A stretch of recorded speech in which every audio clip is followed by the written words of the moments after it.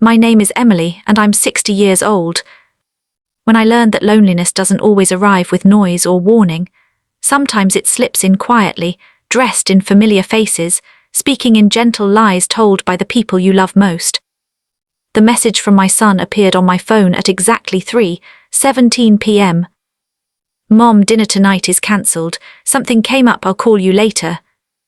I stared at the screen longer than I should have, the words slowly blurring as tears welled in my eyes. I had already started preparing. The chicken had been marinating since early morning, the apple pie sat cooling on the counter, and the tablecloth, our Sunday one, was freshly ironed and folded with care. Sunday dinners weren't just meals.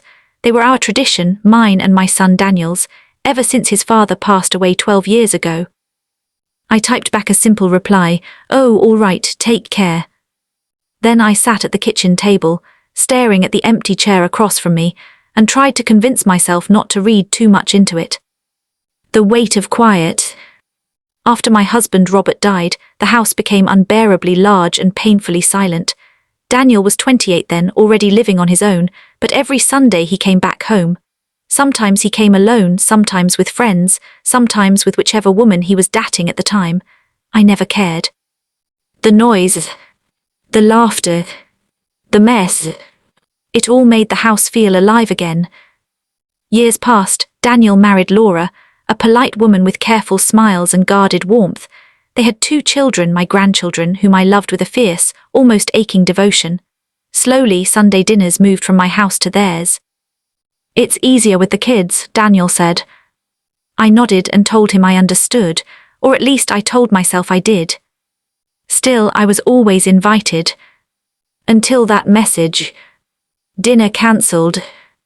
I spent the next hour putting things away, wrapping food that would go uneaten, wiping already clean counters, keeping myself busy so I wouldn't feel the sting settle too deeply. But something felt wrong. Daniel had never cancelled Sunday dinner without rescheduling. Never. At 5:30 p.m. I checked my phone, nothing. At 6:00 p.m. the silence felt heavier. By 6:30 my heart was doing that familiar, uncomfortable thing, warning me that something wasn't right. So I grabbed my coat and my keys. "I'll just drop by," I told myself. Maybe plans changed again, maybe I'll just leave the pie. I practiced calm explanations the entire drive, rehearsing smiles I wasn't sure I could hold. The truth at the table. Their house glowed warmly when I pulled into the driveway, lights on, cars parked. Through the front window I could see movement. My grip tightened on the steering wheel. I walked up to the door, forcing a smile, and rang the bell. It opened to laughter. The smell of roast chicken, my recipe, washed over me instantly. There they were. Daniel, Laura, the children, and Laura's parents, all seated around the dining table, eating, talking, laughing, without me. The room fell silent the moment they saw me. For a brief second, no one moved. "Mom," Daniel jumped up so fast his chair scraped loudly across the floor. What are you doing here?" I didn't answer right away. I looked at the table, at the half-finished plates, at the store-bought pie sitting in the center, replacing the one I had made with care. "You said dinner was cancelled," I said quietly. Laura's mother looked away. Laura didn't look surprised, she looked guilty. Daniel sighed, rubbing the back of his neck. I didn't want you to feel bad." A soft, broken laugh escaped me. "That was your solution." The lie beneath the love. They offered me a chair, food, apologies wrapped in awkward smiles. I declined it all. "I just want to understand," I said. "Why lie?" Laura finally spoke. "My parents are visiting, they don't see the kids often. We thought it would be easier if tonight was just family." The word family struck me like a slap. "And I'm not?" I asked. "No, of course you are," Daniel rushed to say. "But Mom, you're always there, every Sunday. I just thought that I wouldn't mind." I finished for him. He didn't answer. And he didn't have to. Something inside me cracked, not anger, but a deep, hollow sadness, the kind that comes when you realize you've been slowly pushed aside without ever being told.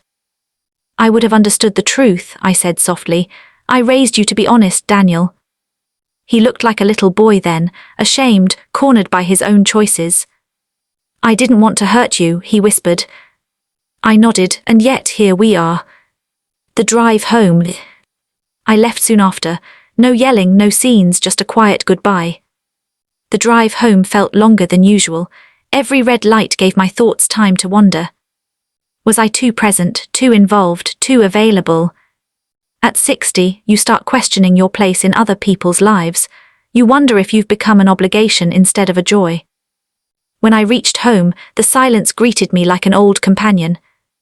I took the apple pie from the fridge, cut myself a slice, and ate it standing at the counter as tears finally fell freely. I just wanted to belong, I whispered to the empty room. The conversation that changed everything. The next morning, Daniel called. Mum, can we talk? He came over alone that afternoon. No kids, no Laura, just him. He sat at the kitchen table the way he used to when he was small, shoulders slumped. I messed up, he said. I thought lying would be kinder than telling you the truth.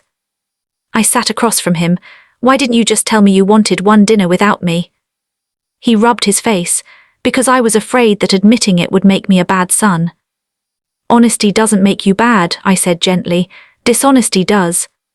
His eyes filled with tears. I didn't realize how much those dinners meant to you. They weren't just dinners, I replied. They were my reminder that I still mattered. That broke him. He reached for my hand. You do matter, more than you know. Learning to let go and hold on. Things changed after that. Not perfectly, not immediately. Some Sundays they invite me, some Sundays they don't, but now they tell me the truth, and that makes all the difference.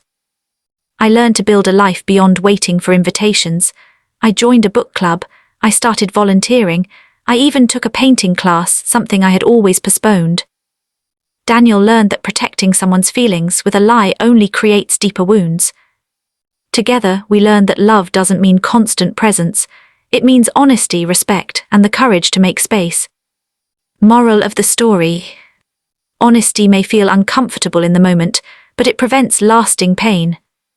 Excluding someone with a lie hurts far more than including them in the truth. And for those of us who love deeply, especially parents, our worth is not measured by invitations or empty chairs. I'm Emily, I'm 60 years old. And I'm still learning how to make space for myself, at the table and in my heart.